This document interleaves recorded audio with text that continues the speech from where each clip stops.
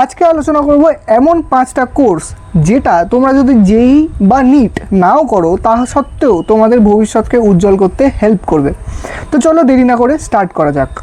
তো আমরা চলে এসেছি আমাদের স্ক্রিনে এবং এই সমস্ত কোর্সের সম্বন্ধে একদম ডিটেলে আমরা জানবো কি কি কোর্স হয়, তার জন্য কি কি যোগ্যতা দরকার হয়, চাকরির ক্ষেত্র কি হয় এবং প্রবাবল স্যালারি কি কি হতে পারে। তো ফার্স্টে যেটা আসছি, যেটা ভারতের মধ্যে সবথেকে ইম্পর্ট্যান্ট এবং গ্রোয়িং ইন্ডাস্ট্রি বা গ্রোয়িং এবং সবথেকে বেশি চাহিদা বিশিষ্ট যে কোর্স তার মধ্যে আসে হচ্ছে বায়োটেকনোলজি। এই বায়োটেকনোলজিতে তুমি বিএসসিও করতে পারো, আবার বিটেকও করতে পারো। তার জন্য তোমার কি কি দরকার হবে? তোমার তার জন্য দরকার ক্লাস 11 এবং 12-এ পিসিএমবি যদি হয়, মানে ফিজিক্স, কেমিস্ট্রি, ম্যাথামেটিক্স এবং বায়োলজি, এই চারটে সাবজেক্টই যদি তোমার কাছে থাকে তাহলে তোমার জন্য সবথেকে বেশি বেনিফিট। এছাড়াও তোমার কাছে যদি পিসিবি থাকে তাহলেও তুমি এই কোর্সে অনায়াসে এনরোল করতে পারো। তো এইখানে চাকরির ক্ষেত্রে কি কি করা যায়? মেনলি এই বায়োটেকনোলজি কোর্সটা হচ্ছে এমন এক ধরনের কোর্স যেখান থেকে তুমি যা চাও, তোমার যেই জিনিসটা পছন্দ সেই জিনিসটাতেই কাজ করতে পারো। যেমন তোমার যদি কখনো ইচ্ছা হয় তুমি রিসার্চ করতে চাও বা ফার্মাতে কাজ করতে চাও বা মলিকুলার বায়োলজি, মাইক্রোবায়োলজি, যা ইচ্ছা নিয়ে হায়ার স্টাডিজ করতে চাও তুমি সেই জিনিসটা করতে পারো। বা বিটেক বা বিএসসি কমপ্লিট হওয়ার পর তুমি যদি চাও চাকরি করতে, সেটাও তুমি করতে পারো। তো অ্যাজ আ ফ্রেশার তুমি যদি কোনো ইন্ডাস্ট্রিতে জয়েন করো তাহলে সেখানে তোমার স্যালারি 25 to 30 কি 35-এর মতো রেঞ্জের মতো আসে পার মান্থ। আর তোমার যদি একটু এক্সপিরিয়েন্স হয়ে যায় তাহলে তুমি আরও বেশি স্যালারি পেতে পারো। এবার অ্যাভারেজ স্যালারিটা 4 to 8 লাখের মধ্যে আসে পার অ্যানাম বা মানে বছরে। এরপরে আমরা চলে আসি কম্পিউটার সায়েন্স। এই কম্পিউটার সায়েন্সে দু রকম কোর্স করা যায়। একটা হয় BSc computer science, B Tech computer science তো করাই যায়, সে তার জন্য জেই ক্লিয়ার করতে লাগে।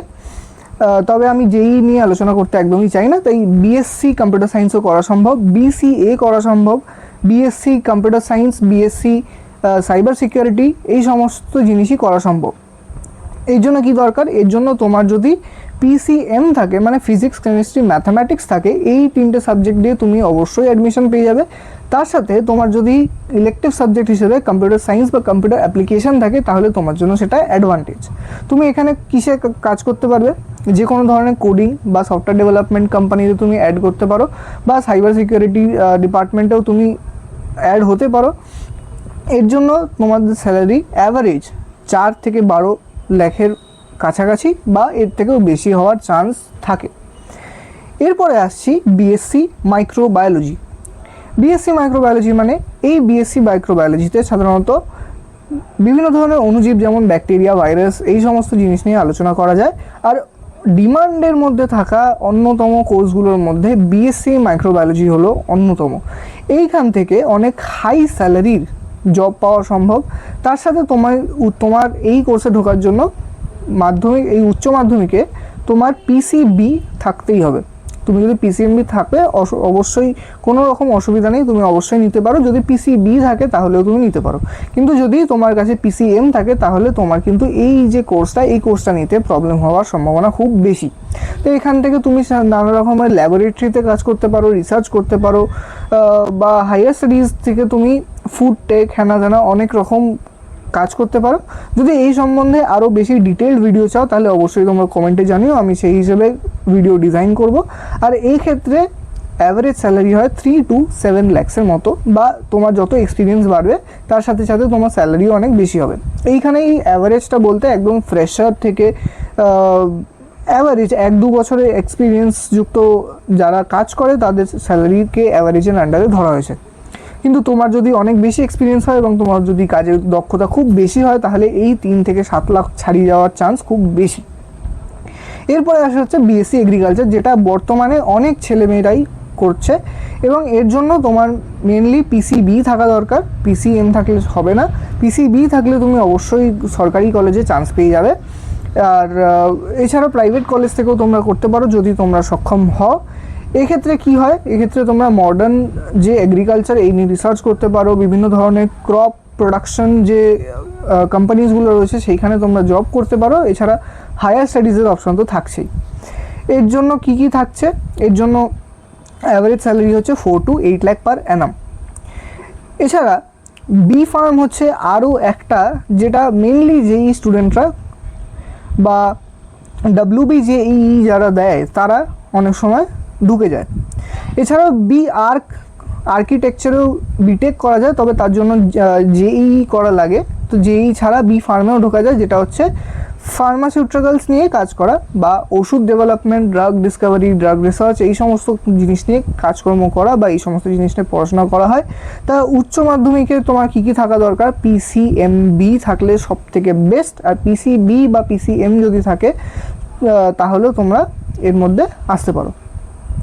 তো এটা কাজে কি লাগে? ওষুধ উৎপাদন, মান নিয়ন্ত্রণ, গবেষণা, এই সমস্ত আমি বললাম। আর এক্ষেত্রে সবথেকে বেশি যে স্যালারিটা সেটা হচ্ছে 4 to 10 লাখ পার অ্যানাম। 10 লাখ প্রায় বেশি, অনেকটাই বেশি। মাইক্রোবায়োলজি, বায়োটেকনোলজি এবং বি ফার্ম, এছাড়া এই cyber security, computer science BSc, এই যে জিনিসগুলো রয়েছে, এই যে কোর্সগুলো রয়েছে, বর্তমান সময়ের সবথেকে বেশি হাই পেইং যে ইন্ডাস্ট্রি তৈরি হচ্ছে বর্তমানে। এছাড়াও তোমরা করতে পারো ফরেনসিক সায়েন্স। ফরেনসিক সায়েন্স থেকে তোমরা বিভিন্ন ধরনের সরকারি সেক্টর, যেমন CBI বলো, FBI বলো, এই সমস্ত জায়গাগুলোতে তোমরা কিন্তু চাকরি পেতে পারো। এছাড়া অনেক নর্মাল ফরেনসিক ল্যাবস থাকে যেখানে অনেক ধরনের এক্সামিনেশন বা এক্সপেরিমেন্টস করা হয় এই সমস্ত ফরেনসিক স্যাম্পলসগুলো নিয়ে। তো তোমরা এইখানেও কাজ করতে পারো। তার জন্য তোমাদের কি থাকা দরকার? পিওর সায়েন্স থাকলে সবথেকে বেশি বেটার, মানে PCMB।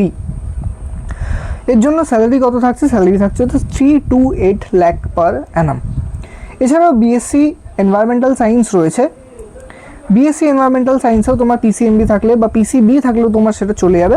তা এই নিয়ে কী কাজ করা হয়? এনভায়রনমেন্টাল ওয়েস্ট ম্যানেজমেন্ট ইত্যাদি বিভিন্ন ধরনের কাজকর্ম করা। এছাড়াও তুমি রিসার্চ করতে পারো এই সমস্ত কিছু নিয়ে। আর এছাড়াও ওয়াটার পিউরিফিকেশন মেথডস, এই সমস্ত নিয়েও কাজ করা সম্ভব হয়। 3 to 7 lakhs হচ্ছে এর অ্যাভারেজ স্যালারি। এবার আসে আমার নিজের অভিজ্ঞতায়। আমি যেটা দেখতে পাচ্ছি তার মধ্যে সবথেকে বেস্ট বা আমার যেটা সবথেকে ভালো পছন্দের লাগে, আমি একজন PCMB স্টুডেন্ট। আমার যেটা সবথেকে বেশি পছন্দ হয়েছিল সেটা হচ্ছে আমার বিটেক বায়োটেকনোলজি, যেটা বর্তমানে অনেক JEE থ্রুতেও করা যায় লো কাট অফে। অনেক কলেজ যেটা লো কাট অফে বিটেক বায়োটেকনোলজি প্রোভাইড করে। এছাড়াও তোমরা যদি নর্মাল করো, নর্মাল যেমন BSc zoology, BSc botany, BSc microbiology, BSc molecular biology, biochemistry ইত্যাদি যে কোনো ধরনের তোমরা যদি BSc কোর্স করো বায়োলজি ব্যাকগ্রাউন্ডে, অথবা তোমরা যদি BSc কেমিস্ট্রিও করে দেখো, তাহলেও তোমরা MSc-তে গিয়ে এই বায়োটেকনোলজিকে চুজ করতে পারবে।